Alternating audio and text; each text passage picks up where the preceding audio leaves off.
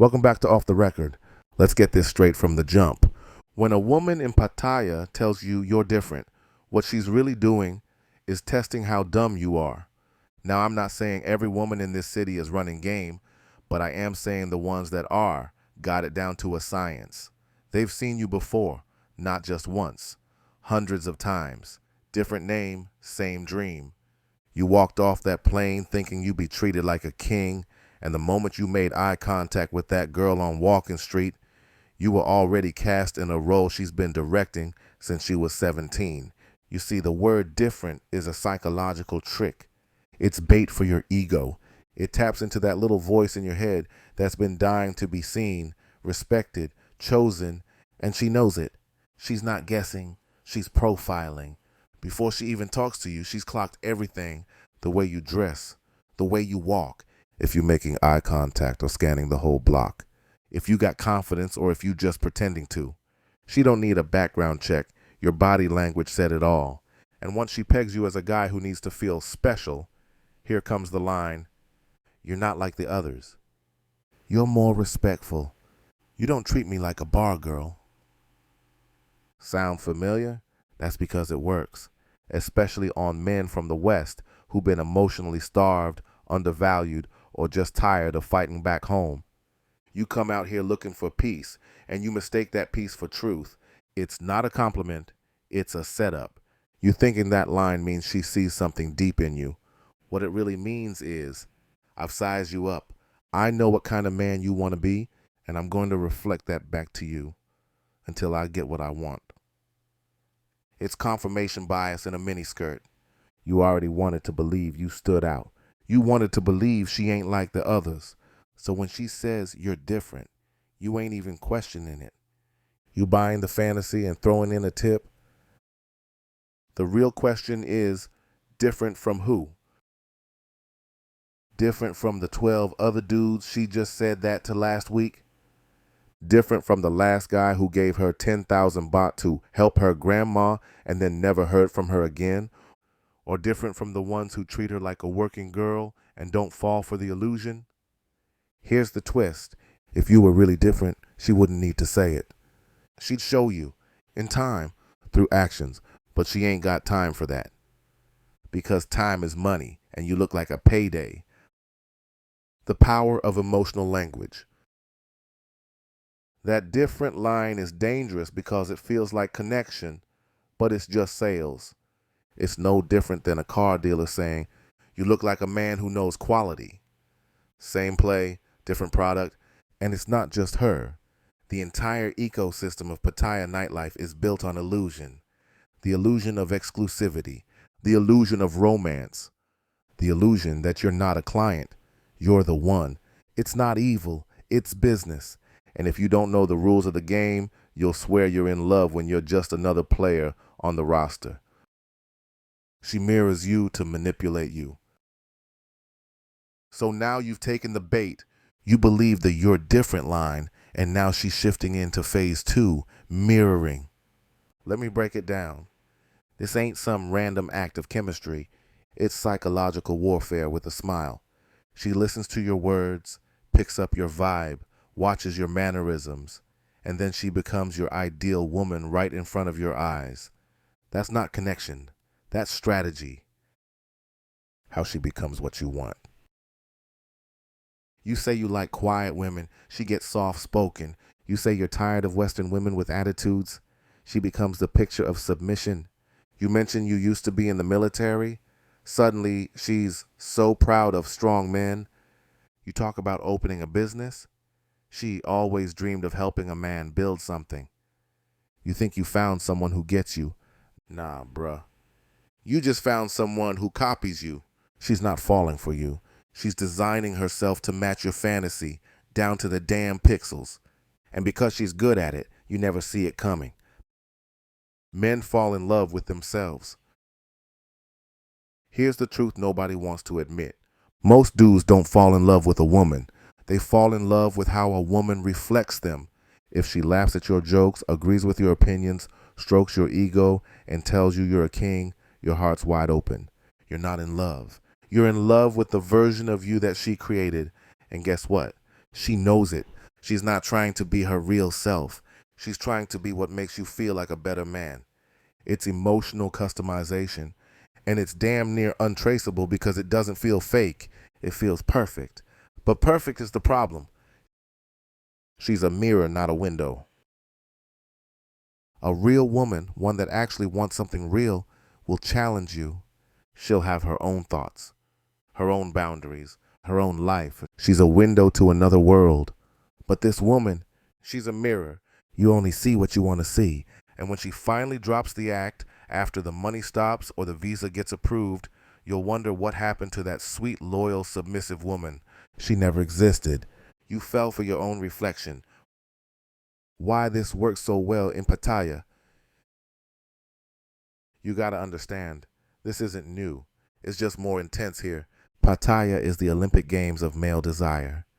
Every man walking these streets is looking for something: validation, control, escape, companionship. And these women, they're trained to provide it all for a price. They know the power of being your peace when your life is chaos. They know how to mimic sincerity just enough to make you question your gut. And they're experts at studying what makes you tick. You think you're vibing. She's reading your user manual.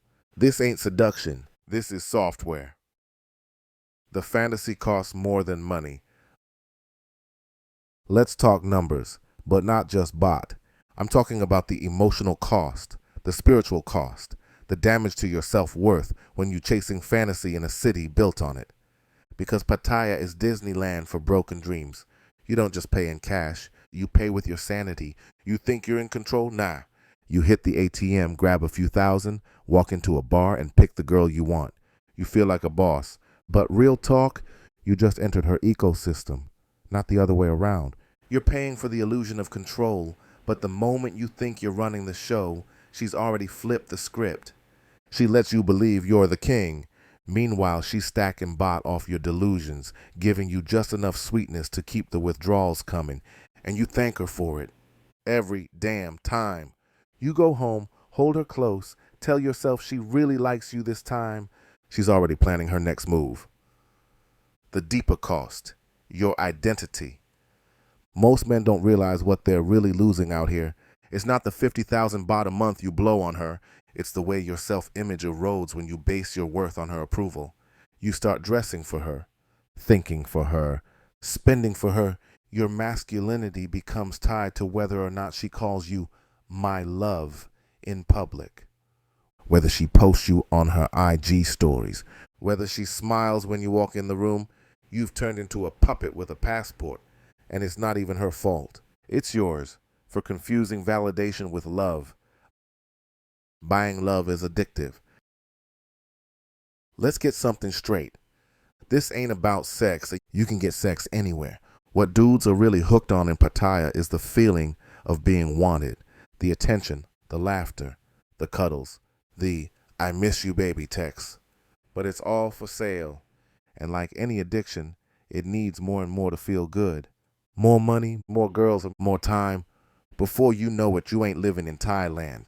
You're trapped in a fantasy loop that you're scared to break because reality feels too cold. That's how some dudes end up broke, alone, and confused, wondering why nobody calls when the funds run dry.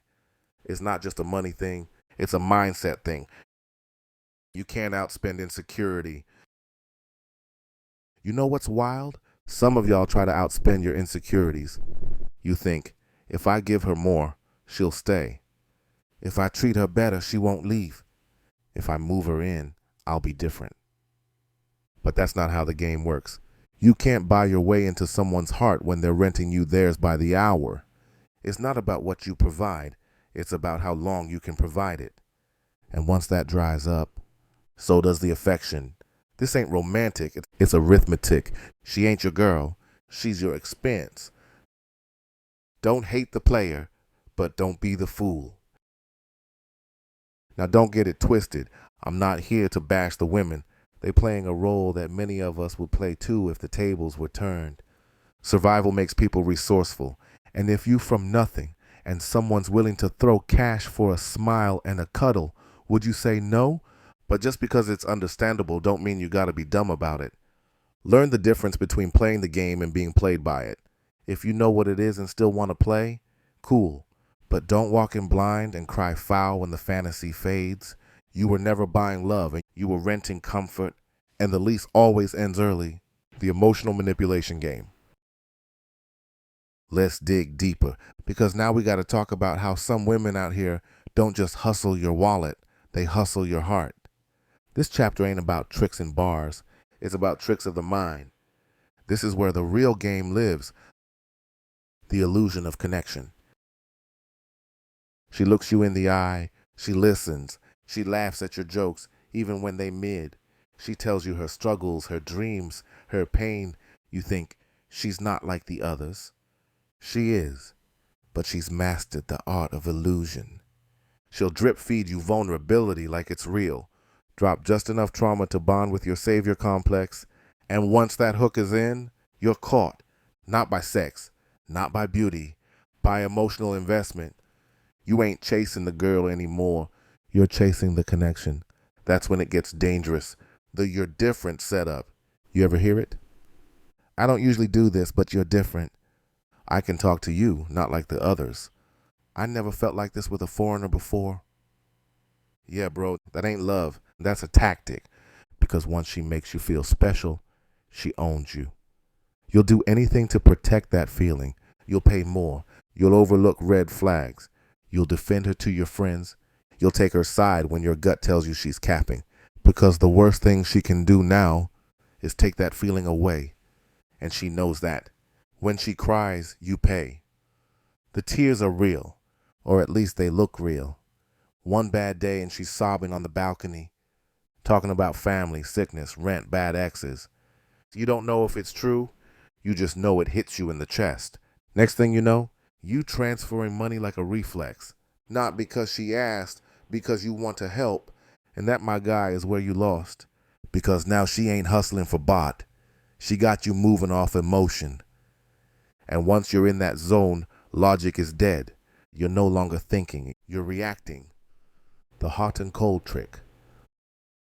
Another classic, the emotional roller coaster. One day she's calling you husband, posting you on social. The next, she's cold, distant, maybe even ghosting. You panic. What did I do wrong? She's training you. See, the game ain't just give and take, it's give and pull back. Because when she pulls away and you come chasing, she knows she's got full control. You'll work harder, spend more, prove your worth. And when she gives you that affection again, you're addicted. You earned it. That's how manipulation works. Intermittent reward. It's what keeps gamblers gambling and simps simping. You think you're a man, but you're her puppet. And here's the hardest truth. While you out here feeling like a real one, taking care of her, protecting her, loving her, she's pulling your strings. You change your routine to match hers. You skip out on your boys to stay home with her. You get in arguments with strangers online defending her honor. You don't even realize you've become the exact thing you said you'd never be. A man with no power. Not because she stole it, but because you gave it. You handed her the keys to your peace of mind. And now, you can't sleep unless she's happy. You can't smile unless she smiles first. You can't breathe without wondering, is she talking to someone else? That ain't love. That's imprisonment. Emotional simping hurts, worse than financial simping. Money comes and goes. You can bounce back from losing 100,000 baht. But when your self-esteem gets wrapped up in her validation, that cut is deeper. It lingers. You start questioning your worth. You lose your edge. You doubt yourself. And worst of all, you get angry. Angry at women, at Thailand, at your boys who warned you, at yourself. And that bitterness, it don't go away easy. That's the real price of emotional manipulation. It changes you. The fantasy of rescue. Let's be real.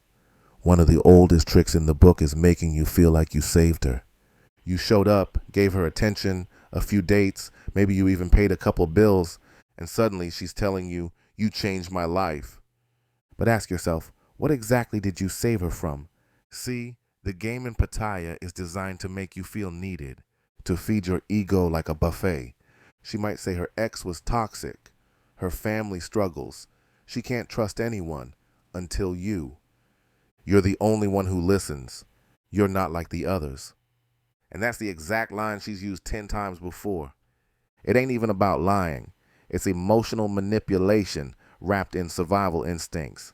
Most men want to be the hero, so she gives you that role.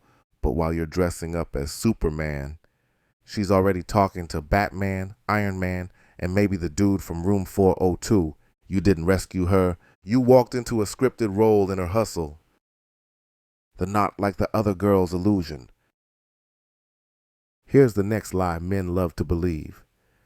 She's different from the others. You met her in a bar, or she slid into your DMs. You vibed. She laughed at your jokes. She doesn't ask for money at first, so you think she must not be like the other girls. But guess what? That cool girl persona is just another product line. It's a different flavor in the same ice cream shop. She knows how jaded expats are.